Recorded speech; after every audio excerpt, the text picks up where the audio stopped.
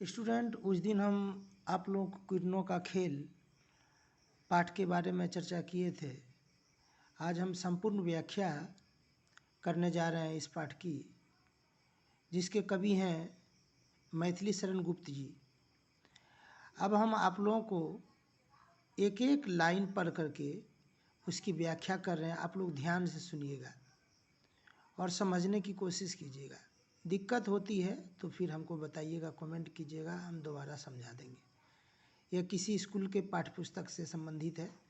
आप लोगों के पाठ्यपुस्तक में यदि होगी ये चैप्टर तो आप लोग ध्यान से पढ़िएगा, नहीं भी होगी फिर भी आप लोग एक बार देख लीजिएगा, सुनिएगा भी। चलिए आगे बढ़ते हैं। चारु चंद्र की चंचल किरणें खेल रही है जल थल में, स्वच्छ चांदनी बिछी हुई है अवनी और अंबर तल में। प्रस्तुत पंक्तियों के माध्यम से मैथिली शरण गुप्त जी कहते हैं, आकाश में जो चंचल किरणें हैं, आकाश में जो वो चांदनी है, जिस चांदनी के द्वारा आकाश से लेकर के धरती तक और धरती के चारों दिशाओं में यह चांदनी फैल रही है और ये अपनी छटा बिखेर रही है। अब आगे है, पुलक प्रकट करती है धरती, हरित तृणों की नोकों से मानो झूम रहे हैं तरु भी मंद पवन के झोंकों से। इन पंक्तियों के माध्यम से कवि का कहने का तात्पर्य है कि पुलक प्रकट करती है धरती। धरती जो एक आभूषण के रूप में प्रकट कर रही है, ऐसा लग रहा है कि एक आभूषण तैयार कर दिया गया है।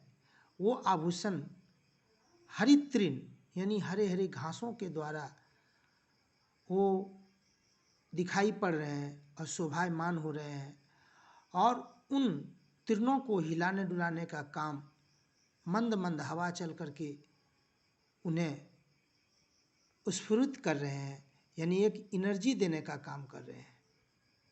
अब देखिए आगे कवि का क्या भाव है। क्या ही स्वच्छ चांदनी है यह, है क्या ही स्तब्ध निशा, है स्वच्छंद सुमंद गंध व निरानंद है कौन दिशा। अब देखिए इन पंक्तियों के माध्यम से कवि कहना चाहते हैं कि कवि बोल रहे हैं कि ये जो चांदनी रात है और इस चांदनी रात में निस्तब्ध है, यानी उनकी जो चांदनी है शांत रात में भी वो बिल्कुल झिलमिल झिलमिल कर रही है और सभी दिशाएं बिल्कुल स्फुरित हो रही है।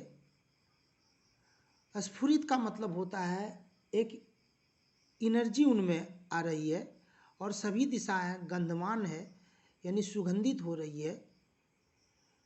और कवि अपने आप से भी प्रश्न कर रहे हैं, निरानंद है कौन दिशा।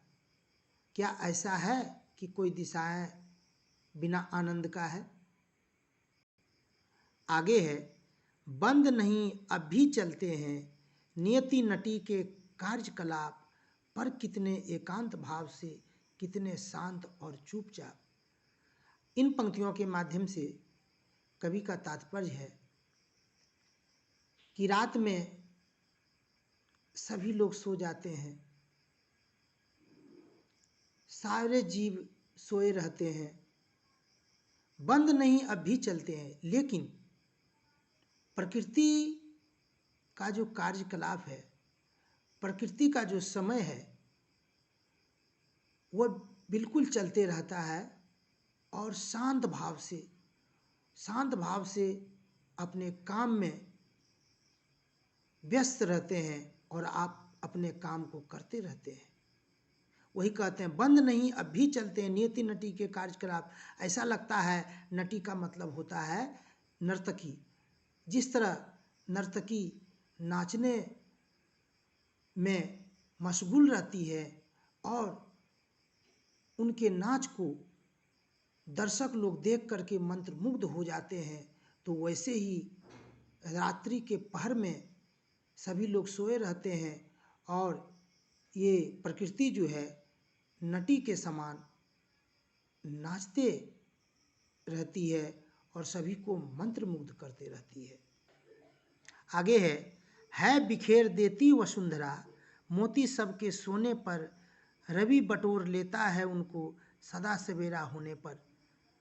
प्रस्तुत पंक्तियों के माध्यम से कवि कहते हैं कि रात्रि के समय में वसुंधरा का मतलब होता है पृथ्वी। पृथ्वी पर जल की छोटी छोटी बूंदें जमी हुई होती है, जिन्हें हम लोग ओस कहते हैं। ऐसा लगता है कि मानो वह मोती के समान है। अब सुबह जैसे ही होती है उस समय सूरज की किरणें निकलती है और उन बूंदों को समेटते हुए चली जाती है। ऐसा लगता है कि सूरज की किरणें मोती को बटोर करके चले जाते हैं। अंतिम में है और विराम दायनी अपनी संध्या को दे जाता है, शून्य श्याम तनु जिससे उसका नया रूप झलकाता है। इन पंक्तियों के माध्यम से कवि कहते हैं दिन का समय धीरे धीरे ढलते जाता है। सुबह से लेकर के दिन का समय जैसे ही आगे बढ़ते जाता है, बढ़ते बढ़ते अब अंत में शाम का समय आ गया है, जिसे हम लोग शाम के समय को विराम दायनी भी कहते हैं, संध्या का समय। और ये शून्य की ओर चला जा रहा है, अस्त होते जा रहा है। श्याम शून्य श्याम तनु जिससे उसका नया रूप झलकाता है और अंत में एक नए रूप को और नए श्रृंगार में और अपने आप में वो इस तरह दिखाई पड़ती है। यानी एक नया रूप प्रकृति का वहाँ पर लास्ट में जब उनका अंत हो जाता है और फिर जो नए रूप में उनका सृजन होता है। तो इस तरह जो प्रकृति के बारे में जो कवि ने यहाँ लिखने की कोशिश की है, तो बहुत ही प्रकृति के बारे में गहरा उन्होंने सोच उन्होंने रखी है और उस सोच के माध्यम से हम तक जो यहाँ पर कविता पहुँचाने की कोशिश किए हैं। तो हमें पूर्ण विश्वास है कि आप लोगों को ये मेरी विश्लेषण समझ में आई होगी। दिक्कत होती है तो आप लोग कमेंट कीजिएगा। तब तक के लिए इतना ही। जय हिंद, जय भारत।